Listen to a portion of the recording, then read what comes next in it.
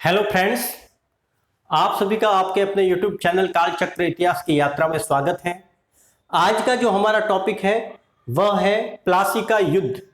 यह जो टॉपिक है वो आधुनिक भारत के इतिहास से संबंधित है या इसी टॉपिक से आधुनिक भारत के इतिहास की शुरुआत है वो बहुत सारे इतिहासकारों द्वारा मानी जाती है। और यह प्लासी का युद्ध है, यह अपने आप में ही बहुत महत्वपूर्ण युद्ध है। यह महत्वपूर्ण इस युद्ध के बाद में होने वाली घटनाओं के कारण ज्यादा है। तो इस टॉपिक को पढ़ने से पहले हम एक बार उस वक्त का जो भारत था और यह जो युद्ध हुआ था वो बंगाल क्षेत्र में हुआ था, तो उसके एक पूर्व रूप की तरफ हम देखते हैं। तो एक जो शब्द आता है वो आता है दस्तक। अब दस्तक है वो क्या था? 1717 में मुगल सम्राट फर्रुख सियर ने एक फरमान जारी किया बंगाल के नवाब के नाम पर। और उस फरमान में जो ब्रिटिश ईस्ट इंडिया कंपनी थी उनको कर मुक्त व्यापार करने, अर्थात अपने माल को लाने ले जाने के लिए कोई सीमा शुल्क या चुंगी नहीं देना है। इस तरीके की सहूलियत भरा जो फरमान है वो ब्रिटिश ईस्ट इंडिया कंपनी के लिए फर्रुख सियर ने 1717 में जारी किया। इस फरमान में यह भी तय था कि एक दस्तक होगा, जिसे परमिट कह सकते हैं। एक परमिट होगा, वो परमिट जिनके पास में होगा उससे जो बंगाल का नवाब है वो किसी प्रकार का कोई चुंगी है वो सीमा शुल्क है वो नहीं लेगा। और इस परमिट को जारी करने का जो अधिकार है वो ईस्ट इंडिया कंपनी के कलकत्ता की जो फैक्ट्री है उसके प्रेसिडेंट को दिया गया। अर्थात जो कलकत्ता की फैक्ट्री का प्रेसिडेंट है वो जिस किसी को भी यह परमिट देता था उससे नवाब है वो कोई कर नहीं ले सकता था। तो यह जो दस्तक था उसे दस्तक भी कहा जाता था। और यह जो दस्तक है उसके कारण कंपनी को बहुत सारा जो है व्यापारिक लाभ होता था। और इसका दोहरा व्यापारिक लाभ कंपनी इस तरीके से कमाती थी कि वो इस परमिट को भारतीय जो व्यापारी थे उनसे भी कुछ पैसे वगैरह कुछ धन लेकर उनको भी दे देते थे। इससे क्या होता था कि एक तो जो बंगाल का नवाब था उसको ईस्ट इंडिया कंपनी से जो चुंगी मिलनी चाहिए वो तो नहीं मिलती थी बादशाह के फरमान के कारण, लेकिन यह उनकी बदमाशी यह होती थी कि वो यह परमिट है वो भारतीय व्यापारियों को भी दे देते थे, जिससे ये होता था कि भारतीय व्यापारियों से मिलने वाली चुंगी भी नवाब को प्राप्त नहीं होती थी। तो ये दस्तक है, उसका भी अपना एक महत्व या रोल है उस वक्त के तत्कालीन बंगाल की राजनीति में। दूसरे पॉइंट पे आते हैं सिराजुद्दौला। बंगाल का जो नवाब था अली वर्दी खां ने अपने नाती जिसका नाम था सिराजुद्दौला उसको 1756 में बंगाल का नवाब बनाया। हालांकि बंगाल की नवाबी के दावेदारों में और भी बहुत सारे लोग थे जिनको छोड़ते हुए अली वर्दी खान ने सिराजुद्दौला जो उसका नाती था उसको बंगाल का नवाब बनाया। तो उसके जो और भी दावेदार थे जो सिराजुद्दौला के विरोधी हो गए, उनमें उसकी मौसी घसीटी बेगम, उसका सेनापति जो कि अली वर्दी खां का दामाद था मीर जाफर, और शौकत जंग जो कि उसका चचेरा भाई था और पूर्णिया का नवाब था। वो तीनों सिराजुद्दौला के विरोधी हो गए, सिराजुद्दौला को बंगाल का नवाब बनाए जाने के कारण। तो इन तीनों को कुचलते हुए सिराजुद्दौला आगे बढ़ा, अर्थात उसने घसीटी बेगम जो उसकी मौसी थी उसको बंदी बना लिया गया, और बाकी जो थे मीर जाफर था उसको सेनापति पद से हटा दिया और उसकी जगह मीर मदान को सेनापति बनाया, और उसको भी युद्ध में हराया, शौकत जंग। फिर सिराजुद्दौला और अंग्रेजों के विरोध के क्या कारण थे, या उनके आपस में कड़वाहट के क्या कारण थे, तो उस पर हम चर्चा करते हैं कि अंग्रेजों से विरोध के क्या कारण थे सिराजुद्दौला के। तो उसमें कुछ कारण है वो उभर कर आते हैं, जैसे कि जब राज्यारोहण हुआ नवाब का, उस वक्त अंग्रेजी कंपनी ने उचित सम्मान और भेंट जो है वो नवाब को नहीं पहुंचाई, क्योंकि नवाब का ये एक तरीके से राजनीतिक अधिकार होता था, क्योंकि जो इनकी फैक्ट्रियां थी अंग्रेजों की वो नवाब के ही क्षेत्राधिकार में आती थी, या नवाब जहां का नवाब था उसी भूमि पर उनकी फैक्ट्री कलकत्ता, कासिम बाजार वगैरह स्थित थी। तो यह नवाब का एक तरीके से राजनीतिक अधिकार हुआ करता था, जिसकी पूर्ति है वो अंग्रेज कंपनी की तरफ से नहीं हुई। दूसरा कारण है ईस्ट इंडिया कंपनी और अंग्रेजों ने जो भी नवाब के विरोधी थे उनको अपने यहां शरण दे रखी थी, या यूं कहे कि वो उनका अंदर से सपोर्ट है वो करते थे। इसका एक जो कारण था वो यह दस्तक भी था, इसके कारण नवाब को काफी राजस्व की हानि होती थी। इसका एक कारण यह भी था कि जब नवाब सिराजुद्दौला नवाब बना तो उसने कासिम बाजार जो है उसको देखने की इच्छा जाहिर की, जिसकी अनुमति अंग्रेजों ने नहीं दी। तो यह उसको बात छुप गई कि मेरे ही इलाके में इनकी फैक्ट्री है और मुझे ही वहां देखने मात्र की अनुमति नहीं है। एक कारण यह भी था कि अंग्रेजों ने नवाब की अनुमति लिए बगैर ही कलकत्ता की जो फैक्ट्री है उसको किलेबंद करना शुरू कर दिया, या उसके किलेबंद को सुदृढ़ किया। तो यह जो कारण थे वो अंग्रेजों और तत्कालीन बंगाल के नवाब सिराजुद्दौला के बीच में कड़वाहट के कारण थे। इन कारणों से हुआ यह कि नवाब है वो नाराज हो गया और उसने अंग्रेजों की कासिम बाजार की जो फैक्ट्री थी उस पर आक्रमण किया और उस पर अधिकार कर लिया।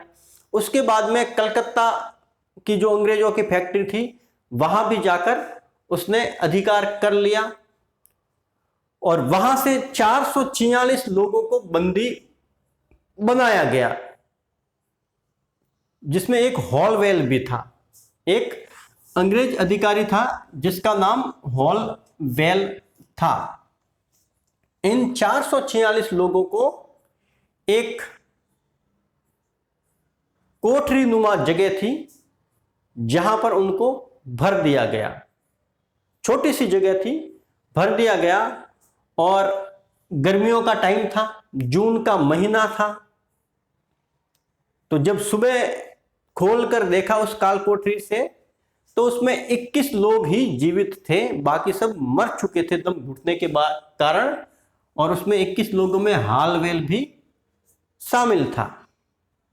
इस घटना को इतिहास में काल कोठरी त्रासदी कहा जाता है, या इंग्लिश में इसको black hole tragedy, black hole tragedy English में कहते हैं, और हिंदी में काल कोठरी त्रासदी भी कहा जाता है।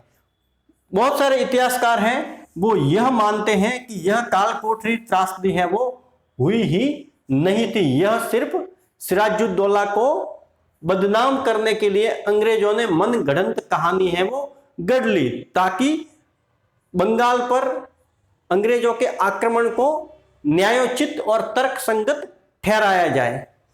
तो इसको लेकर भी दो मत हैं इतिहासकारों में। फिर आता है अलीनगर की संधि। जब कलकत्ता और कासिम बाजार पर नवाब का अधिकार हो गया तो मद्रास से कंपनी ने रॉबर्ट क्लाइव, एक व्यक्ति था जिसका नाम था रॉबर्ट क्लाइव, या यूं कह दो ये एक तरीके का सेना नायक, चतुर और कूटनीतिज्ञ सेना नायक था, उसको मद्रास से भेजा गया वापस कासिम बाजार और कलकत्ता को जीतने के लिए। क्लाइव आया और उसने बजबज को जीता, कलकत्ता को जीता। तो क्लाइव के बढ़ते हुए प्रभाव से नवाब है वो थोड़ा घबरा गया और उसने संधि का प्रस्ताव क्लाइव के सामने रखा और 9 फरवरी 1756 में अलीनगर की संधि हो गई। 1756 में अलीनगर की संधि हुई। इस संधि में यह तय हुआ कि जितने भी व्यापारिक अधिकार हैं जो मुगल बादशाह की तरफ से अंग्रेजों को मिले हुए थे, दस्तक वगैरह जो भी है, वो सब जारी रखेगा। कौन? नवाब। नवाब को वो सब जारी रखना पड़ेगा। और जो कासिम बाजार वगैरह जो जीता था, फैक्ट्रियां, अंग्रेज फैक्ट्रियां जो जीती थी नवाब ने, वो सब वापस अंग्रेजों को लौटानी पड़ेगी और उसका हर्जाना भी नवाब को देना पड़ेगा।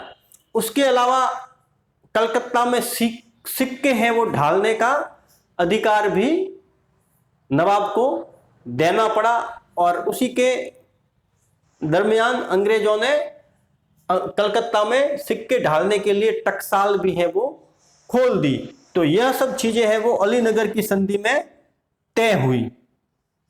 अब अलीनगर की संधि के बाद में अंग्रेजों को लगा कि यह नवाब है वो कमजोर है, या नवाब की जो कमजोरियां हैं वो अंग्रेजों के सामने आ गई। तो अंग्रेजों को ऐसा लगा कि क्यों न बंगाल पर ही अधिकार कर लिया जाए। तो अंग्रेज जो थे उन्होंने जो सिराजुद्दौला के जो विरोधी थे उन सब से कांटेक्ट करना शुरू कर दिया और एक षड्यंत्र रचना है वो शुरू कर दिया। उस षड्यंत्र में जो विरोधी थे सिराजुद्दौला के, उसमें एक था मीर जाफर जो कि अलीवर्दी खां का दामाद था और पहले सेनापति हुआ करता था बंगाल का, जिसको हटा दिया गया था। तो जो मीर जाफर था उसको अंग्रेजों ने भावी नवाब का ऑफर दिया या प्रस्ताव दिया कि सिराजुद्दौला के बाद में या उसको मारने के बाद में मीर जाफर को है वो नवाब बनाया जाएगा, भावी नवाब कल इसका बंगाल का। एक व्यक्ति था अमित चंद्र, उसने भी इस प्रक्रिया में हिस्सा लिया। एक व्यक्ति था जगत सेठ जो कि बंगाल का एक बड़ा सेठ हुआ करता था, जिसका कभी नवाब ने अपमान किया था तो वो भी नवाब का विरोधी हो गया था। एक व्यक्ति था राय दुर्लभ जिसकी स्थिति, जो कि दीवान हुआ करता था, उसकी स्थिति कमजोर कर दी थी नवाब ने। तो इस तरीके से जो जो विरोधी थे उनसे अंग्रेजों ने षड्यंत्र रचना है वो शुरू किया और एक युद्ध के लिए पृष्ठभूमि है वो तैयार कर ली। वो युद्ध था, उसका नाम था प्लासी का युद्ध। प्लासी जो है एक गांव है जो कि बंगाल के नदिया जिले में स्थित है। गंगा नदी के किनारे यहां एक गांव है। उसके मैदानों में नवाब की सेना और रॉबर्ट क्लाइव के नेतृत्व में अंग्रेजों की सेना आमने सामने आ गई। इसमें जो मीर जाफर वगैरह जो थे उन्होंने एक गोला भी नहीं दागा और जो इसके विश्वास पात्र थे मीर मदान मोहन लाल वगैरह, वो उसमें मारे गए जो सिराजुद्दौला के विश्वास पात्र थे। बाकी जो विश्वासघात है उसका सिराजुद्दौला को मैदान में जब पता चला, युद्ध के मैदान में, तो वो वहां से भाग गया और अंग्रेजों ने बाद में उसको पकड़कर मार दिया। और इस तरीके से जो प्लासी का युद्ध है उसको अंग्रेजों ने जीत लिया। प्लासी का युद्ध यूं कहे तो एक छोटा सा युद्ध था, जिसका जो परिणाम है वो भी बहुत जल्दी ही सामने आ गया। अर्थात इस युद्ध को ज्यादा लंबा नहीं लड़ा गया और कुछ ही समय में युद्ध का जो फैसला है वो हो गया। लेकिन प्लासी के युद्ध का जो महत्व है वो उसके दूरगामी परिणामों को लेकर है। तो प्लासी का जो युद्ध है वो किन के बीच में हुआ था? नवाब सिराजुद्दौला और ईस्ट इंडिया कंपनी, जिसका नेतृत्व रॉबर्ट क्लाइव करता था। इन दोनों के बीच में प्लासी नामक जगह पर प्लासी का युद्ध हुआ था और यह युद्ध है वो 1757 में हुआ था। और इतिहासकार है या भारतीय इतिहास को हम जब पढ़ते हैं तो 1757 प्लासी के युद्ध से ही आधुनिक भारत की शुरुआत है वो मानी जाती है। अब प्लासी के युद्ध का महत्व क्या है? मैंने आगे भी बताया कि प्लासी का युद्ध है वो उसके बाद में होने वाली घटनाओं के लिए ज्यादा महत्वपूर्ण था, या भारतीय राजनीति में इसने दूरगामी परिणाम है वो छोड़े। तो महत्व यह था कि प्लासी के युद्ध के बाद में या प्लासी के युद्ध में अंग्रेजों की धाक जमी। वो भारतीय साम्राज्य के प्रमुख दावेदारों की कतार में अग्रणी पंक्ति में आ गए। इस युद्ध के बाद में अंग्रेजों को बहुत सारा धन मिला, वो निजी भेंट के रूप में हो, लूट के रूप में हो, या और किसी भी हर्जाने के रूप में, या और किसी भी कारण से हो। वो बहुत सारा जो धन है वो बंगाल से अंग्रेजों को मिला।